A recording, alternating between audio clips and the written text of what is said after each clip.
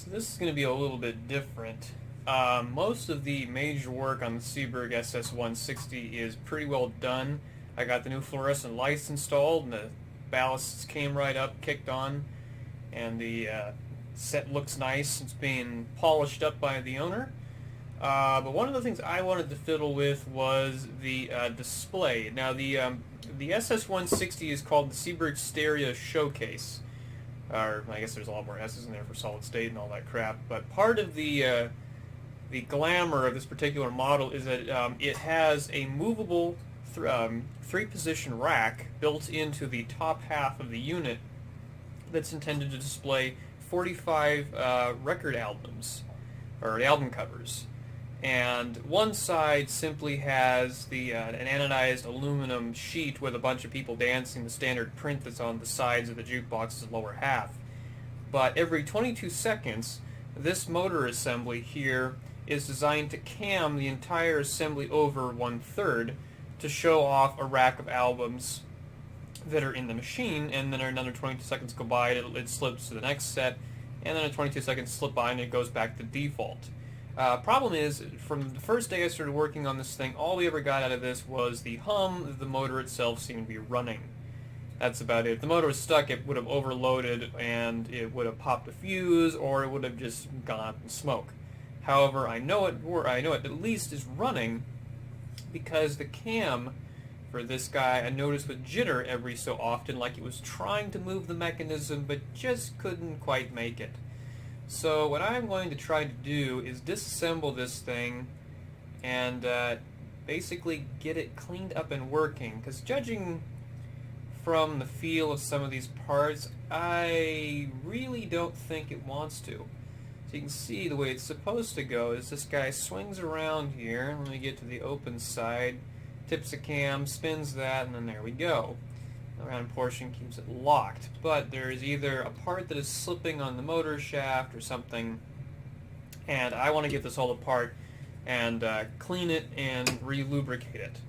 So since this isn't all that complicated, just go ahead and start tearing it apart here.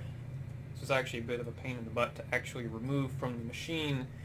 The both ends of the spinning rack or the rotisserie slide out once you remove 3 screws, but the third one is sort of inaccessible unless you kind of disassemble half the thing and get the back panel off and a whole bunch of other associated junk. So we'll go ahead and get the top assembly off here.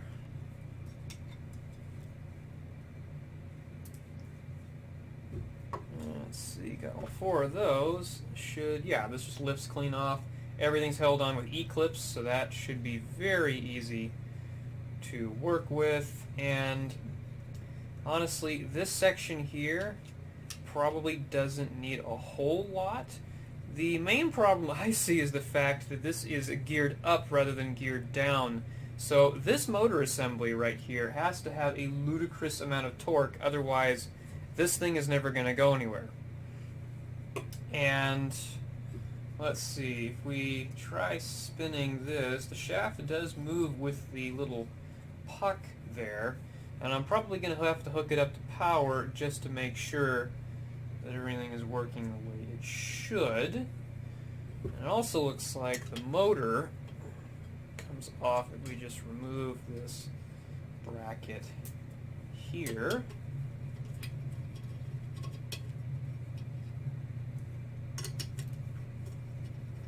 Surprisingly, all these little rubber O-rings seem to be in quite good condition. They haven't dried out. And of course we got a cable holder here. I'll take that out. There we go. Okay, so this is a sealed unit, which kinda sucks. And there appears to be what looks like a very tiny expansion pin inserted into this. Certainly too small to have a hex head for an Allen head. This definitely looks like a something along those lines. However,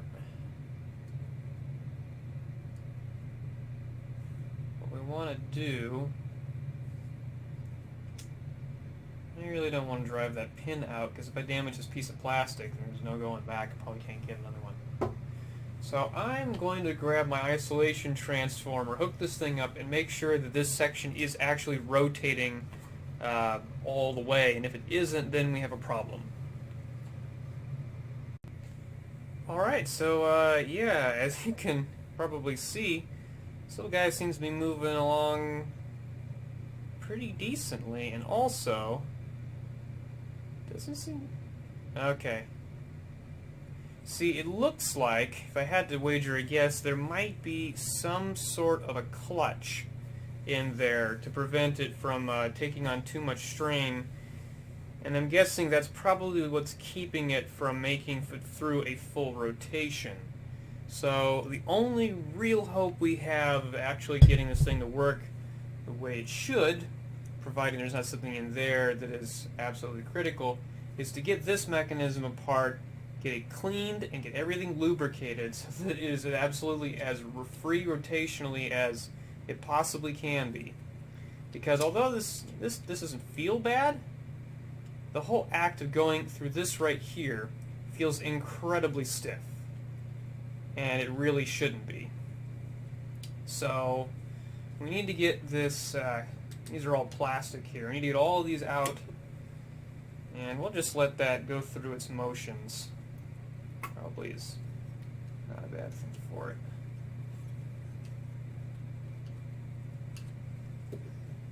Eclipse. There we go. That off. And we got a washer for that one. It's not too bad. We'll get some white lithium grease on there. There's a little bit of stickiness on there, probably from the original lubricant. So we'll get all of that off. Now we need to get the very tiny E-clip off of this thing, which is probably going to require a much smaller... Oh, never mind. And we also have a retaining spring. Holds it in place, ratchet and Paul style. There we go. Need to clean that as well, try to keep the washers in place.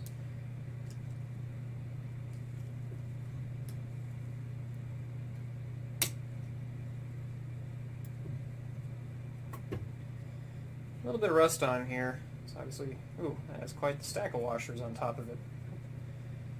Alright, so let's see how this turns. Ooh, that is actually pretty crappy. There's no bearing in there, which honestly is not a brilliant idea. This is just a casting. And it looks like there's an expansion pin driven through the center of this piece of plastic, which is capturing the shaft. So I'll probably need to drive that out in order to get this assembly out, or I'll have to drive the pin out on this side holding the gear. Probably going to bet that this end is the better end to do that from. So yeah, that's probably where we're going to need to start, is by actually getting that out. Shoot. I may have to sacrifice another drill bit in order to make that work, because I don't have any punches. Let me take a look. Alright, so I got lucky. I found a old screwdriver that had the right diameter, and I was able to knock the pin out. Speaking of that pin, where the heck did I set it down? Pretty sure I set it down on the table. Well, I'll find that at some point. However, we now have that all apart, and as we can see, this is nothing more than a press fit. It's either a brass or probably a bronze bushing. Nothing complicated. I certainly would have gone for a bearing, considering how long this thing operates. As soon as you turn the machine on, it starts to spin. This is a very high hour part, and they didn't even bother to put anything in there that would allow it to run for long periods of time. Plastic gears, yeah, okay, maybe not that big of a deal, but just doesn't seem like that great of an idea to use parts like that. So the next thing we're going to need to do is to clean all of this, and I'm going to lightly go over the surface of this shaft with some very fine grit sandpaper to try to get rid of any irregularities, because trying to remove it from here, the hole that was drilled through the shaft had very rough ends. They weren't filed down or anything to get rid of the burrs. So we'll deal with that in a moment. Alright, so good news. I did find the pin. It was underneath the gear I already had on the table, so that was dumb of me. We're going to go ahead and use some, this is naphtha here actually, to do our cleaning with. So it's recommended for all kinds of crap, and I don't know, I'm running low on rubbing alcohol. I've cleaned so many radios recently that I'm having to resort to different cleaners I still have a good amount of. So this is pretty good at removing dried on built up grease, and unless you get really close to it, naphtha doesn't really have a smell. It's not like acetone. Acetone absolutely reeks. Naphtha is not so bad. So there's definitely some pretty obvious wear on this. So there's some shiny bits towards the end of the shaft there. I'll have to go over the whole thing very lightly with the sandpaper. I might actually use, sometimes I like to use extremely fine grit steel wool just to try and take the surface down, make it look shiny. And if you really want to get something smooth, either chuck it in a lathe and apply some sandpaper to it, or like me, just kind of do it by hand. Sucks, but sometimes that's the easiest way to do things. It does do pretty good at taking any layers of rust off of it, but you don't want to get too overzealous with it. It may be a press, spit, and a bushing, but we don't want it to have too much slop. Considering how long it is, there's probably not going to be much play. There's a little bit in there. But we want to make sure that it has free amounts of rotation. Make sure that this doesn't feel so bad in there.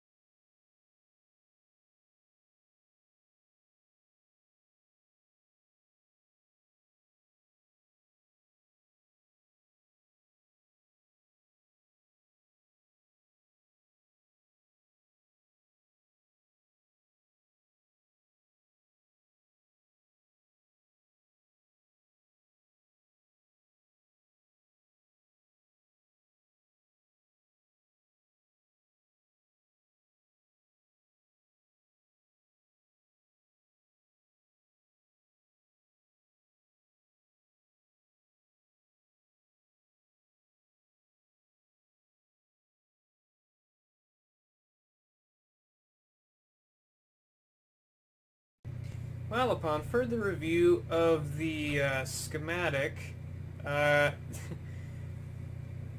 it really was not as much help as I thought it would be, because some of these parts don't actually exist on that diagram. It simply shows one flat washer, then this plate, and then the plastic coupler for the rotisserie on the other side. And that's it. Although it does show a washer in between these two parts, but there is no part number.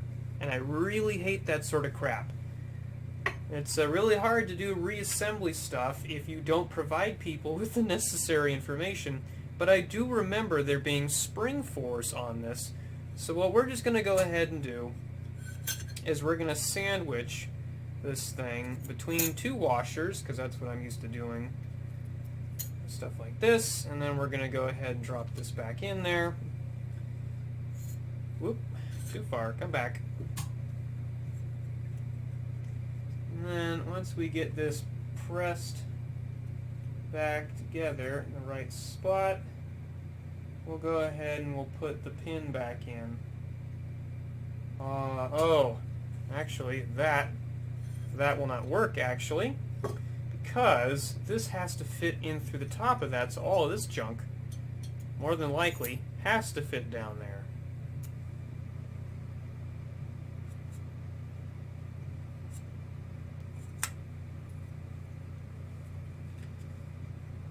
Let me see something here.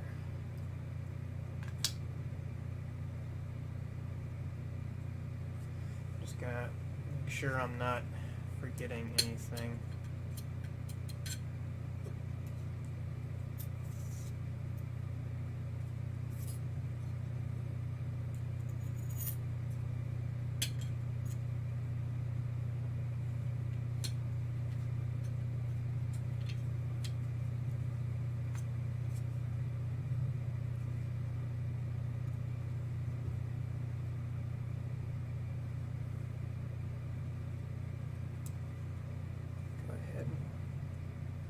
Try to get this thing started back into its hole here. Although this would be much easier if I could actually see.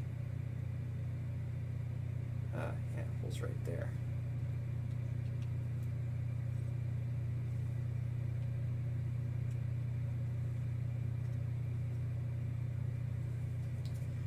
So I'm going to have to go off camera and drive this sucker back in, so I will be right back. And there we go. That's put back in there. We've got that rotating. And looks like that little spring clip in there keeps this from moving all that much this direction. So that's good. Now we can move on to dealing with all the rest of this. So go ahead and we'll clean these washers off a little bit. A little bit of junk on them in some places.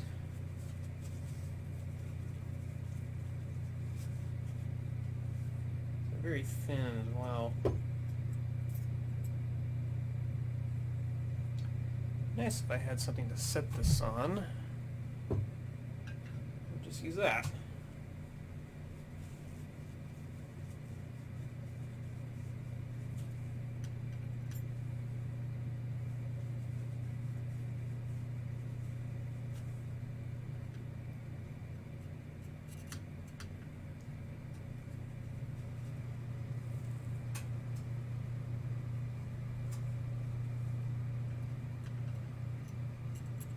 Ah, come on now.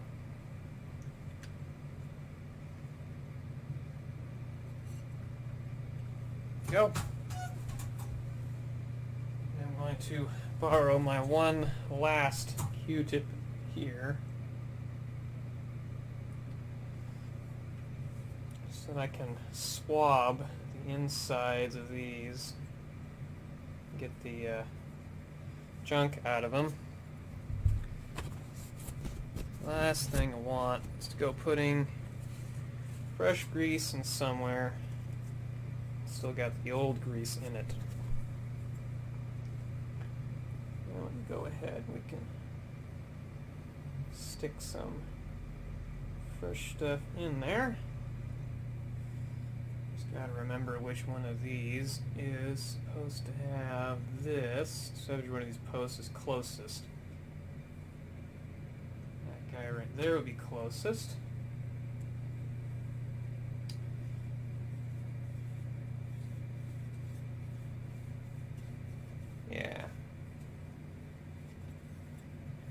It definitely seems to require a decent amount of force, and I can imagine with the structure attached to it, even though it would be effectively a balanced unit because all the sides are equal, and assumably the load would be relatively equal, that's still a decent amount of mass for this little guy to be moving all by itself. I mean, it doesn't seem to have too big of a problem with it, but it does make me wonder,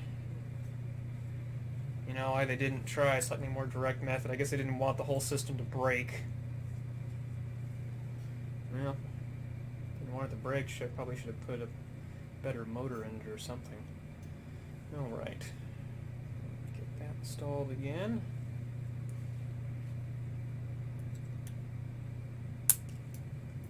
Okay, now we need... oh. Get the pawl here. I don't think my Q-tip will actually fit in there, unfortunately. No, it won't. So since the shaft is clean, I'll just go ahead and put a little bit of grease on there.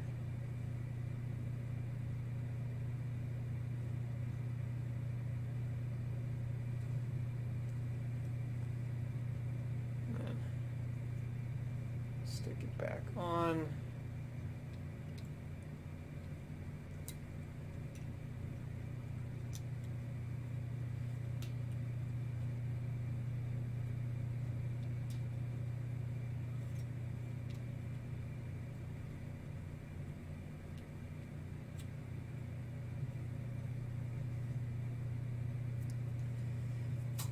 Right, and just to make sure that I've got the operation set up correctly, I'm just going to move this thing through its motions.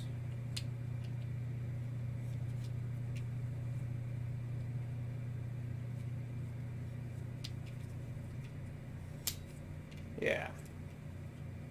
Alright, that all works. Go ahead and get the itty bitty circlip back in its place here. That. Then we'll go ahead and clean the grease off the inside of this one here.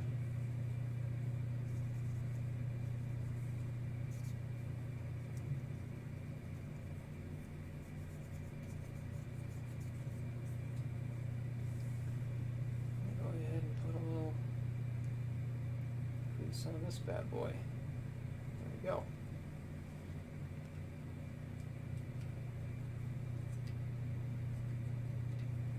So now that should rotate through that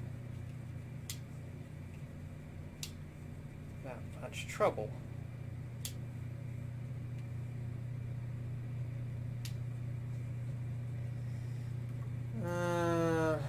Okay, except I still have a bunch of washers.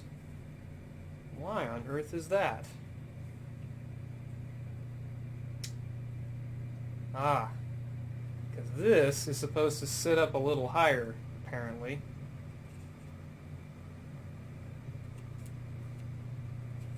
Still not high enough.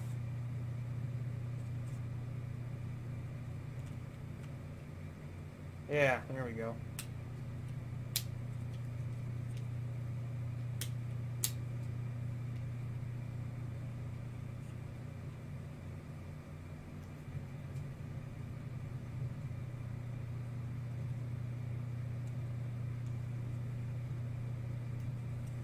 Well, wait a minute. I may have gotten that a bit backwards. It just seems a bit too tall right there. I have to look at the schematic again here. Let's see. Pretty much every single one of these diagrams only shows the use of one washer, so I don't know who it was on the assembly line going in and putting two of everything on this blasted thing, but they certainly did. Alright.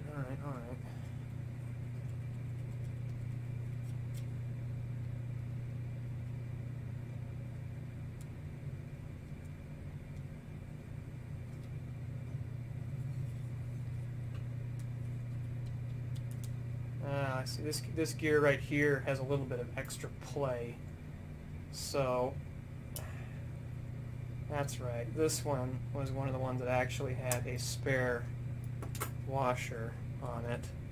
This one should only have one on top and one on the bottom. The trick now is actually, here we go, getting that off. We can put that there, and then we can retrieve one of these. Put that there.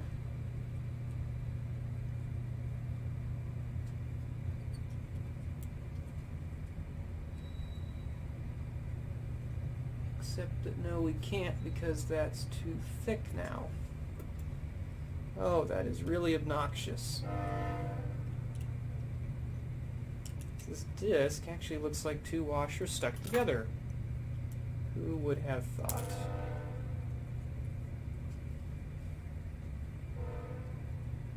Yeah, now we're at the right heights.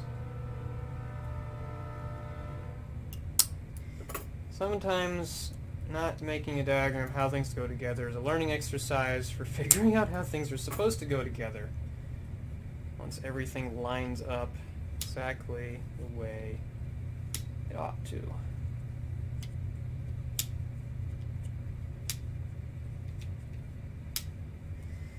Alright, well now the real test is going to be whether or not the motor will spin this thing.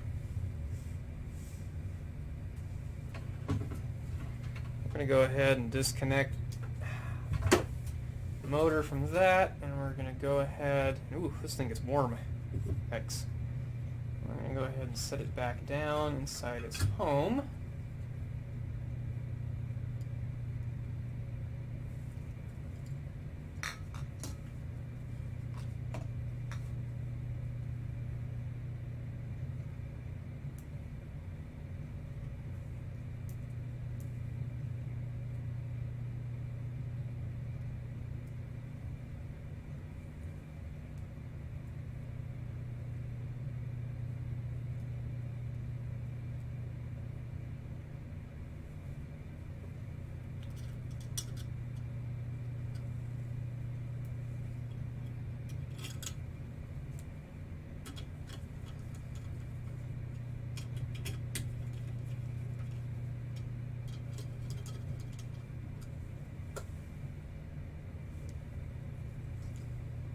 Gotta line all of these little fellas up this, right like that.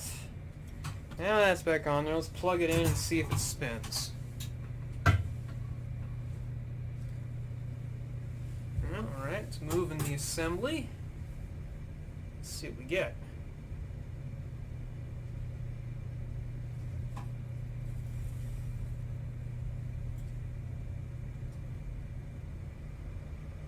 Oh, damn it. Coming up against resistance. It's not wanting...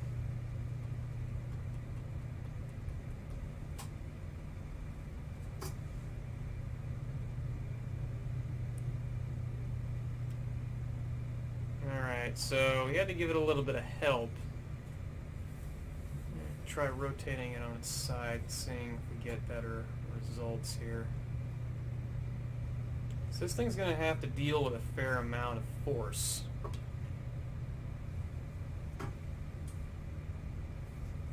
Probably not the best angle for the camera, I would imagine. Yeah, it's trying, but it does not have enough force to actually get the mechanism to roll over all the way.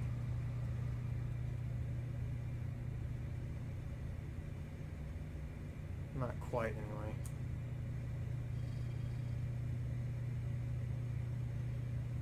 Oh dear.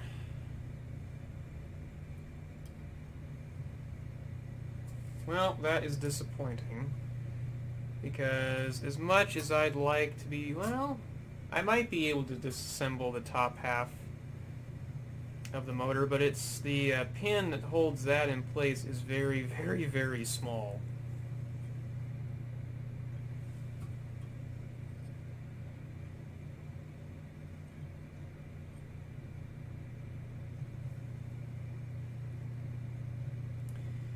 yeah, this motor is just having a really, really hard time trying to cam that over. So I think what we're probably going to have to do now is look at taking the motor apart as much as we can. I mean, there isn't really much more that I can do except for try to get this plate here.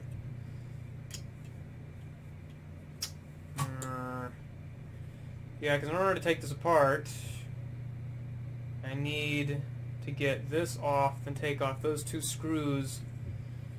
But then you still have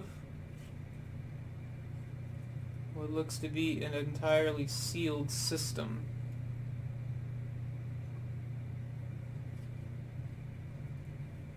So, at the end of the day, we may just be out of luck here. Unless this thing can magically work once I put it back in the jukebox. I really don't know if I want to try opening this motor. So we're just going to reassemble it. And then when I get the chance, I'll actually try to run the thing, but I think it's just down to the mechanism being physically worn out. Especially since it seems that there's either a clutch mechanism or something in there. It's probably some sort of a friction clutch to prevent the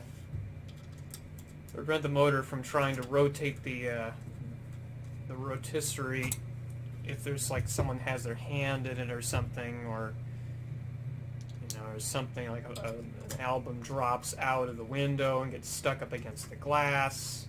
Anything blocking the mechanism that could put strain on the motor. Oh goody, I have an extra screw. What did I forget?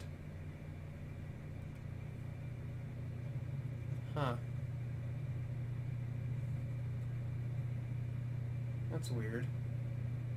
I'm not actually sure what I forgot, because there doesn't seem to be anything that requires another screw. Oh, I know. The motor's cable attachment down here uses one. Whoops. Yeah. We'll get that back in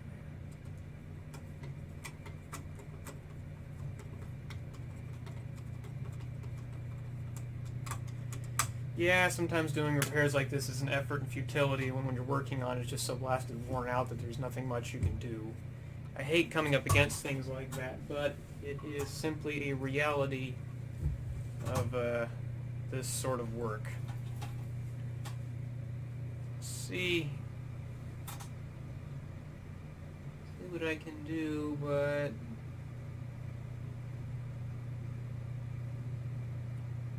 yeah, it just slips. It doesn't have the force necessary to run the mechanism anymore. That's pretty disappointing.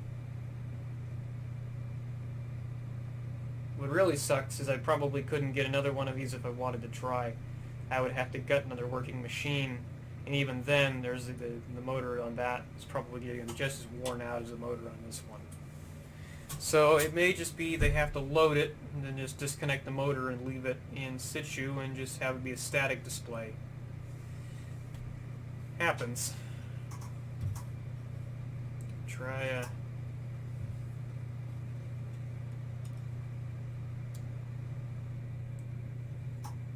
well, let's a second here. Let's just prop this up and see if we can't get it to do its thing. It may just be that it only works at a horizontal position. That's possible.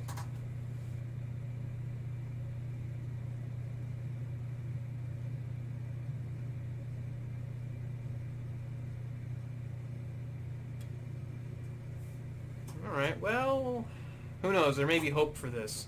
My only question is, it has just enough power to rotate the mechanism at the right angle. But once we actually get everything together, is it still going to have enough power to rotate that over?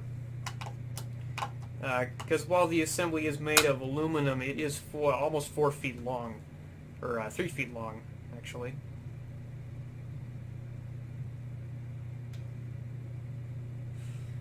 Well, it might. Suppose I could simulate placing a bit of a load on it with my fingers to see how it does. Just give it a gentle squeeze.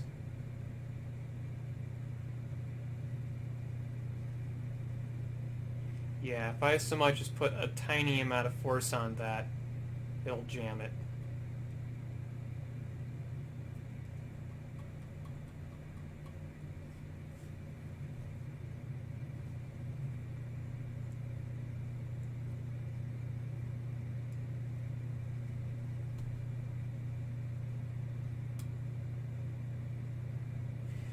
Oh well. This video was just to show some of the other aspects of the jukebox. Some of the stuff you probably wouldn't normally see, and I don't think they carried this feature onto a lot of their other models. Any of their older sets from the 50s don't have anything like this. The front and center action is actually the carriage moving back and forth and selecting the record, and in the later units that whole bit was hidden on the inside of the machine, which I find kind of disappointing, because for me the fun part is actually watching the mech go around. Yeah, see, it's already having trouble. I just got lucky once or twice with it wanting to spin. So I'm going to look on the internet, see if I can't find any advice about what to do with these, or if there's no other options, but at the end of the day it doesn't contribute to the overall functionality of the machine. It's just an aesthetic. So if it doesn't work, it doesn't work, and that's that, I guess.